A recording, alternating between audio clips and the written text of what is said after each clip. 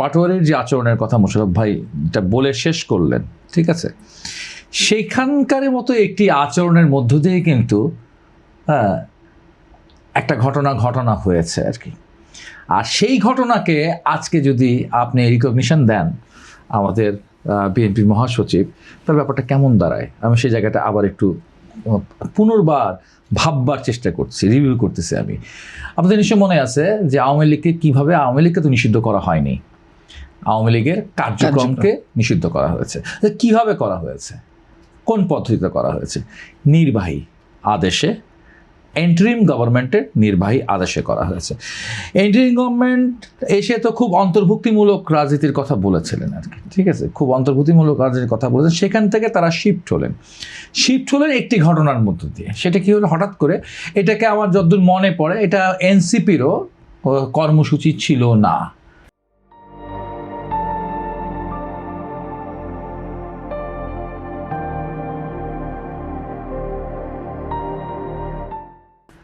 এনসিপিরও ঘোষিত কোনো কর্মসূচি ছিল না। হাসনাত আবদুল্লাহ হচ্ছে হঠাৎ ডাইরেক্ট যমুনার সামনে গিয়ে অবস্থান গ্রহণ করলেন, প্রধান উপদেষ্টার বাড়ির সামনে অবস্থান করলেন, এবং সেখানে তিনি হচ্ছে একটা ব্যক্তিগত উদ্যোগে আন্দোলন শুরু করলেন। সেখানে আস্তে আস্তে জমায়েত অনেক বাড়তে থাকলো, এবং এমন কেউ মনে হয়ে দেখেছি আমরা প্রথম দিন বা দ্বিতীয় দিন সার্জিসকেও পাঠানো হয়েছে তাকে বুঝায় ওখান থেকে নিয়ে আসার জন্য আর কি। ওখান থেকে বুঝে নিয়ে আসার জন্য সার্জিস আলমকে পাঠানো হয়েছিল। আপনাকে মনে করে দেন, প্রত্যেকে মনে করে দেখেন আর কি, প্রথম ডে 1 বা ডে 2-তে সকালবেলা তাকে পাঠানো হয়েছে আর কি, কিন্তু তিনি কোথাও যান নাই। পরবর্তী দেখা গেল যে আন্দোলনটাতে যাতে হচ্ছে মানুষ কষ্ট না পায়, হ্যাঁ, সাধারণত কী হয়, আপনি যমুনা অভিমুখে যখন গার্মেন্টস শ্রমিকরা তাদের দাবি নিয়ে গিয়েছিল, যখন হচ্ছে শিক্ষকরা তাদের দাবি নিয়ে যাওয়ার চেষ্টা করেছে, যখন ছাত্ররা তাদের দাবি নিয়ে যাওয়ার চেষ্টা করেছে, তখন কি ট্রিটমেন্ট ইউনিট সরকারের পুলিশ তাদের সাথে করেছে? পিটিয়ে সেখান থেকে তাড়িয়ে দিয়েছে তাদেরকে। কিন্তু সেদিনের ট্রিটমেন্ট ছিল ভিন্ন ট্রিটমেন্ট। সে সময়ের যে কয়েকদিন আন্দোলন করেছিলেন, সেই আন্দোলনে আমরা দেখেছি যে ঠান্ডা পানি স্প্রে করা হয়েছে যাতে গরম কম লাগে, কষ্ট কম লাগে আন্দোলনকারীদের। সরকারের পৃষ্ঠপোষকতায় একটি আন্দোলন চলেছে।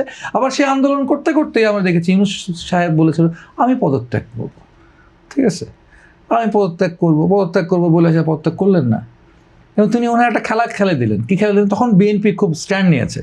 এই আসিফ মাহমুদের সজীবের পদত্যাগের ব্যাপারে তার স্ট্যান্ড ছিল, খলিল সাহেবের পদত্যাগের ব্যাপারে তখন বিএনপির স্ট্যান্ড ছিল। তো সবাই দেখা করতে গেল, কিন্তু বিএনপি যখন দেখা করতে গেল তখন তিনি আসিফ সহকারে বিএনপির সাথে বৈঠকটা করলেন, মানে আসিফকে তিনি জায়েজ করে নিলেন আর কি আলোচনার মাধ্যমে। মানে এত ধূর্ততার সাথে হচ্ছে গিয়ে ইউনূস সাহেব এই বিষয়টাকে ডিল করলেন ওই সময়ের ঘটনা বলে, জাস্ট মনে করে দেখেন। এবং একটি নির্বাহী আদেশে এটা করা হলো। দ্যাটস ওয়াই এই আন্দোলনটা দেখেন যে BNP from the very beginning ছিল না, কোনো বামপন্থী যত রাজনৈতিক দল ছিল তারাও সেই আন্দোলনে ছিল না। এবং যখন এই ঘটনা ঘটে গেল তখন তার স্টেটমেন্টটা দিয়েছিলেন যে হচ্ছে উই আর নট আনহ্যাপি, বলেননি আমরা খুব খুশি, আমরা সন্তুষ্ট, এরায় না, আমরা অসন্তুষ্ট নই বা আমরা অসুখী নই। এই কথাটি তিনি বলতে বাধ্য হয়েছিলেন। কেন? ওই প্রেক্ষাপট, যে প্রেক্ষাপটটা আরও বাড়তে এই পাটোয়ারির মাধ্যমে আজকে দৃশ্যমান হয়েছে গত নির্বাচনের সময়। আপনি যে শুরু থেকেই বিষয়টিকে আইনের শাসনের দিকে বাংলাদেশটাকে নিয়ে যেতেন, আইনের মাধ্যমে আওয়ামী লীগকে শায়েস্ত করা যায়, বহুত স্কোপ আছে, আইনের মাধ্যমেও আওয়ামী লীগকে নিষিদ্ধ করা যায়। কিন্তু তারা করলেন কেউ শেখ হাসিনা স্টাইলে করলেন। শেখ হাসিনা আন্দোলনের শেষ পর্যায়ে যেমন স্টাইলে নির্বাহী আদেশে একটি রাজনৈতিক দলকে নিষিদ্ধ করেছিল, তারাও হচ্ছে গিয়ে সন্ত্রাস দমন আইনে, তো এরকম হচ্ছে আইনের মাধ্যমে এটা মানে ওইভাবে আইনে গেলেন না, তারা জাস্ট নির্বাহী আদেশে গেলেন। এখন এখানে একটা কথা হচ্ছে যে তাহলে বিষয়টা কী দাঁড়ায়, মানে আপনি দেখেন নেপালে বা শ্রীলঙ্কাটা আগের ঘটনা তাই বলি আর কি, সেখানে তো গণ অভ্যুত্থান হয়েছে। সেই গণ অভ্যুত্থান তো রাজাপাকসের ফ্রিডম পার্টি ওই একইভাবে দেশ ছেড়ে চলে গেছে। ওইখানেও রাজাপাকসের কিন্তু বাসভবনে গিয়ে মানুষ আনন্দ উল্লাস করছিল, যেভাবে বাংলাদেশ গণভবনে হয়েছিল ঠিক তেমন ঘটনা ঘটছিল।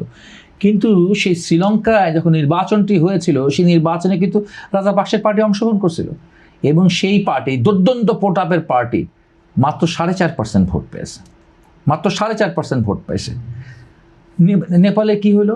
নেপালে মাত্র 5 মাসের মাথায় 5 মাসের পাতায় আন্দোলনকারীরা নির্বাচনে জিতলো, 2/3 মেজরিটি নিয়ে জিতলো, এবং সেখানেও যারা পতিত সরকার তারাও ওই নির্বাচনে অংশগ্রহণ করছে, তারা থার্ড হইলো আর কি। বাংলাদেশের প্রেক্ষাপটে যদি এত মেকানিজম না করে, এত ক্যারিকেচার না করে তারা যদি আরও দ্রুত নির্বাচনটা দিত, এত নীল নকশা না করে দ্রুত নির্বাচন দিত, তাহলে আমার তো ধারণা হচ্ছে যে এই আন্দোলনকারী যারা আছেন, যদিও আন্দোলনকারী বলতে আমরা তো শুধু তাদের কাছে স্টেক দিতে চাই না, বিএনপিও এখানে একটা খুব গুরুত্বপূর্ণ, শুধু 37 দিনের আন্দোলন না, তার 17 বছরের আন্দোলন আছে, আমাদের 10 বছরের আন্দোলন আছে, ঠিক আছে। কিন্তু ওই মুহূর্তে পোস্টার বয়ের মতো যারা সামনে এসেছিল, তারা হয়তো ব্যালেন্দ্র শাহর মতো আজকে প্রধানমন্ত্রীর দাবিদার হতে পারতো, যেটা নেপালে হয়েছেন, কিন্তু তারা সেটা হন নাই যে কারণে, সেই কারণের মধ্যে একটি বড় বিষয় হচ্ছে যে বাংলাদেশে আলটিমেটলি যেটা হচ্ছে একটা প্রশ্ন তারা তৈরি করে দিয়ে গেলেন। আওয়ামী লীগ থাকলেও বিএনপি নির্বাচনে 2/3 মেজরিটি যে কথা বললেন, আমি মোশাররফ ভাই বললেন, আমি তার সাথে খুবই একমত। আওয়ামী লীগ থাকলেও তারা 2/3 মেজরিটি পাইতো, তখন সেটা আরও পোক্ত হইতো, প্রশ্ন তোলার সুযোগ ছিল না, আরও গ্রহণযোগ্য হইতো, আন্তর্জাতিকভাবে গ্রহণযোগ্য শব্দ। এখন তো বলবে আওয়ামী লীগ, সেখানে বলবে আমি নাই, তোমরা আর মামুরা কি খেলা খেলতেছো, ঠিক আছে, তারাও ওটা ব্লেম করবে, তা তোমরা খেলা খেলতেছো, এবং সবাই বলছে যে ইলেকশন ইঞ্জিনিয়ারিংটা হয়ে ফল হয়েছে। তো এইটা হলো এই ব্যাপারটা এখন এটা হচ্ছে আর কি। ইলেকশন ইঞ্জিনিয়ারিং অভিযোগের ব্যাপারটা একটা অন্য অভিযোগ, সেটা আবার অন্য দৃষ্টিভঙ্গি থেকে অন্য পয়েন্টের উপর, সেটার সাথে এটাকে আপনি মিলাতে যায়েন না আর কি। যদিও আমরা দেখছি আজকে আমাদের খুব জনপ্রিয় একজন আছেন, ইউটিউবার আছেন বাংলাদেশের, যিনি সরকারের ইয়াতে আছেন, তিনি আবার আজকে প্রশংসা করছেন বাংলাদেশের রাজনীতির সুবাতাস বইছে, কারণ কি পাটোয়ারি ক্ষমা প্রার্থনা করতেছে মির্জা আব্বাসের কাছে। এইভাবে করে একজনকে মুমূর্ষু অবস্থায় ফেলে দেওয়ার পরে তার কাছে ক্ষমা প্রার্থনা করাটাও এটাও আরেকটা ধূর্ততা আর কি।